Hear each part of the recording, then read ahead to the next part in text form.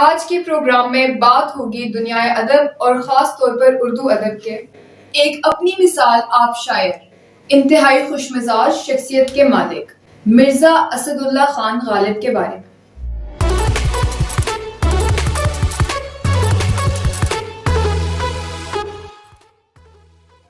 السلام علیکم ناظرین، آپ دیکھ رہے ہیں پروگرام الف سے انسان اور میں ہوں آپ کی ہوسٹ ایمان اوان۔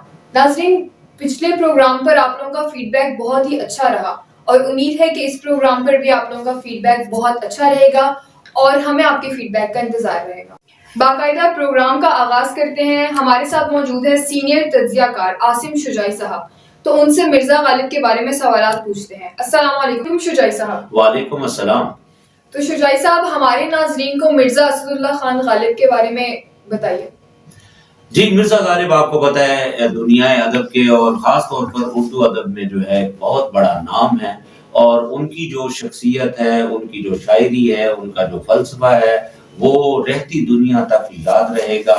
اور اپنی زندگی میں تو آپ کو پتہ ہے کہ مرزا غالب جو ہیں ان کو بہت سی مشکلات کا سامنا رہا، اور اس دور میں ان کو مشکل پسند شاعر سمجھا جاتا تھا، اور لوگوں کو سمجھ میں نہیں آتی تھی، تو بہت سے پرابلمز کا شکار رہے، اور ان کو جو ہے ساری عمر جو ہے خاص طور پر اپنی جو روزی روٹی ہے اس کے حوالے سے بھی بڑی پریشانیوں کا سامنا رہا۔ تو لیکن بعد میں جب ان کے جو اشعار جو ہیں اور ان کے جو خیالات ہیں، ان کا جو فلسفہ ہے، وہ جب لوگوں کے سامنے آیا تو وہ پتہ لگا کہ مرزا غالب جو ہیں وہ ایک بہت بڑے شاعر ہیں، بہت بڑے شاعر ہیں، اتنے بڑے شاعر ہیں کہ ہمارے پاس شاید الفاظ کم ہوں گے۔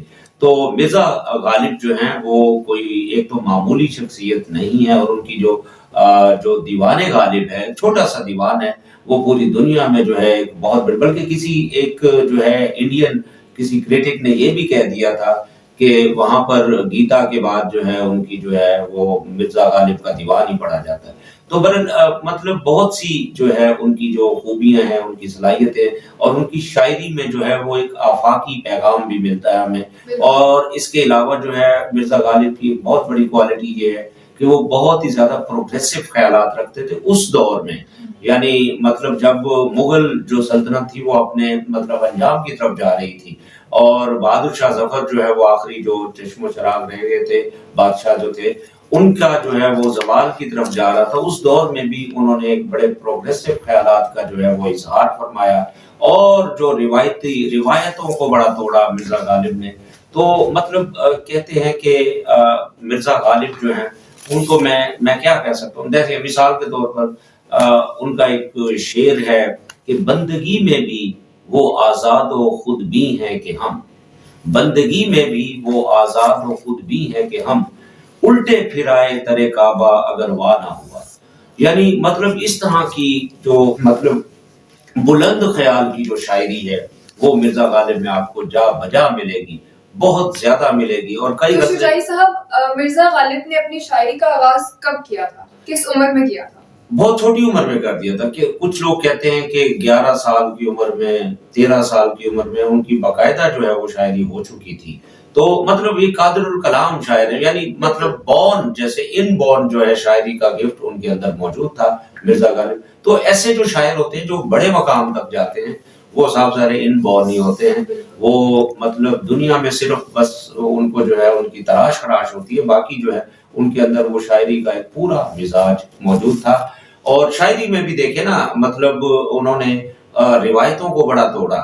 جیسے مثال کے طور پر پہلے جو ہے ان سے پچھلے جو شعراء تھے، وہ محبوب کے بارے میں جو تصور تھا وہ بڑا روایتی تھا۔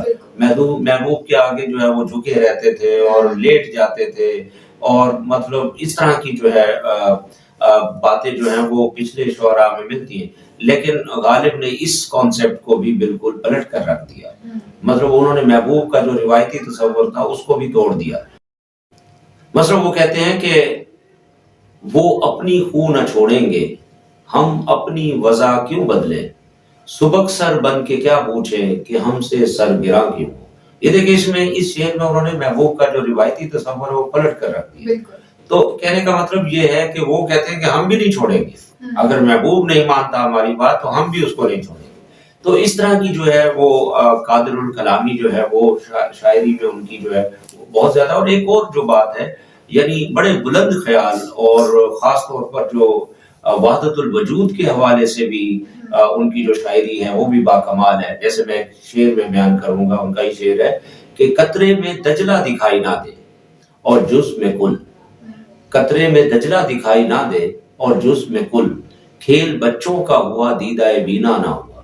تو مطلب اس طرح کی جو شاعری ہے وہ جو ہے اس میں انہوں نے جو ہے، اور خاص طور پر عبادت کے حوالے سے بھی، جیسے میں نے پہلے ابھی ایک شعر سنایا ہے، تو اس حوالے سے بھی ان کا خیال بہت بلند تھا. مطلب عام لوگ جو ہے وہ لالچ کے یا ڈر سے عبادت کرتے ہیں، یا جنت کی لالچ ہوتی ہے اور یا دوزخ کا ڈر ہوتا ہے. تو انہوں نے ان دونوں کو جو ہے نا وہ رد کیا اپنی شاعری میں. جیسے ایک شعر ان کا ہے کہ طاعت میں تا رہے نہ میں و انگ بی کی لاگ.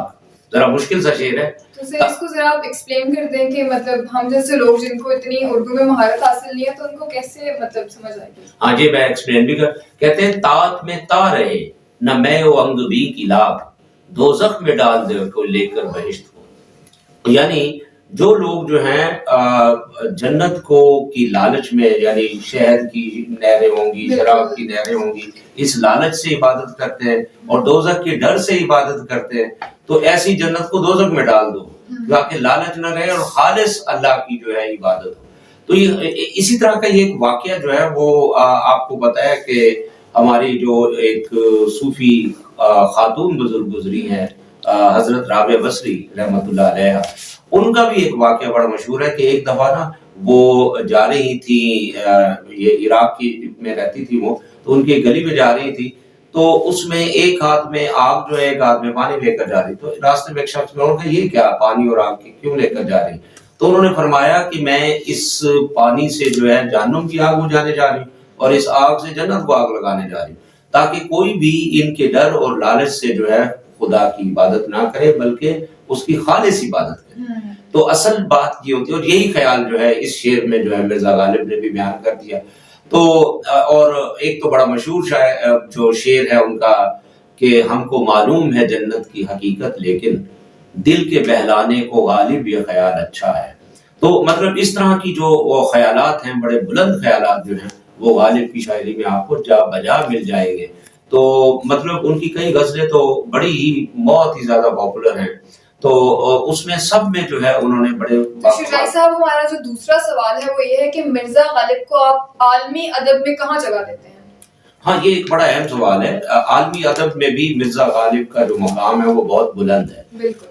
اس میں اگر آپ دنیا کے جو ٹاپ ترین شعراء ہیں، جیسے مثال کے طور پر یونان میں ہومر ہے، یا اٹلی میں دانتے ہیں، یا جرمنی میں گوئٹے ہیں، اسی طرح سے آپ جو ہے فارسی میں تو آپ کو پتہ ہے کہ بڑے بڑے عمر خیام بھی ہیں اور بڑے بڑے شاعر ہیں فارسی میں. تو آپ جتنے بھی جو بڑے شعراء ہیں، یا پنجابی میں وارث شاہ ہیں یا بلے شاہ ہیں، تو آپ جو ہے یہ ذرا صف بنائے نا ان سارے شعراء کی، تو مرزا غالب بھی آپ کو وہیں کھڑے نظر آئیں گے. تو یہ ان کا ایک عالمی ادب میں بھی ایک بہت بڑا مقام ہے. اور وہ ان کی اصل میں ایک کسی شخص نے، مجھے یاد نہیں پڑ رہا، کسی شخص نے نا ڈان میں ایک آرٹیکل لکھا تھا. اس نے کہا جی میں ساری دنیا کی جو شاعری ہے اس کو میں نے پڑھا ہے، اور اس کے بعد جو ہے وہ فائنل میں دو شاعر ہمیں نظر آئے، ایک مرزا غالب ہیں اور دوسرے شیکسپیئر ہیں. اور وہ کہتے ہیں جی یہ دونوں ایک دوسرے سے بڑھ کے، شیکسپیئر کا بھی کوئی یہی حال ہے اور مرزا غالب کا، یہ دونوں آپس میں ملتے ہیں. ان کے مطلب کیونکہ آپ کو پتا ہے کہ دونوں ہی تخیل بلند ہے دونوں کا، اور دونوں جو ہے ایک عالمی ایک نقطہ نظر رکھتے ہیں. تو اس وجہ سے جو ہے وہ دونوں کے کلام میں جو ہے آپ کو. کیا مرزا غالب کی تمام جو کتابیں تھی شاعری پر تو وہ سب اردو میں تھی یا مختلف زبانوں پر مبنی تھی؟ نہیں، ایک تو ان کی اردو کی جو شاعری کا تو ایک دیوان غالب ہے جو بڑا مشہور ہے. اس کے علاوہ فارسی میں بھی ان کا دیوان ہے. لیکن وہ اچھا مرزا غالب، یہ حیران کن بات ہے کہ وہ اردو کو اپنی شاعری سمجھتے ہی نہیں تھے. وہ اصل میں فارسی پر بڑا فخر کیا کرتے تھے اور وہ فارسی کو ہی سمجھتے تھے، لیکن مشہور زیادہ اردو والا. یہ بڑی ہی حیران کن بات ہے. اور مطلب کیا کیا میں آپ مرزا غالب کے بارے میں کیا کیا بیان کرے. تو مرزا غالب کی جو شاعری ہے، جس طرح اقبال کی شاعری بہت زیادہ خدا پر مبنی ہے، تو مرزا غالب کی شاعری کس پر ہے؟ محبوب پر ہے یا ان کے بچوں پر ہے یا فیملی، اور کس طرح؟ نہیں، مرزا غالب جو ہے نا وہ اصل میں اقبال جو ہے، کیونکہ ان کی سننے میں نے سنا، جہاں تک میرا ہے بات کہ ان کی 12 یا 14 سال کی عمر میں ان کی شادی ہو گئی تھی. جی جی بالکل چھوٹی عمر میں شادی ہوئی تھی بلا شبہ.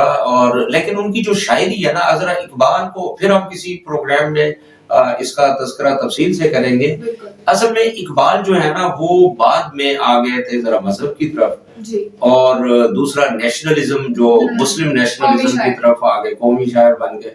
تو مرزا غالب جو ایسے نہیں ہے.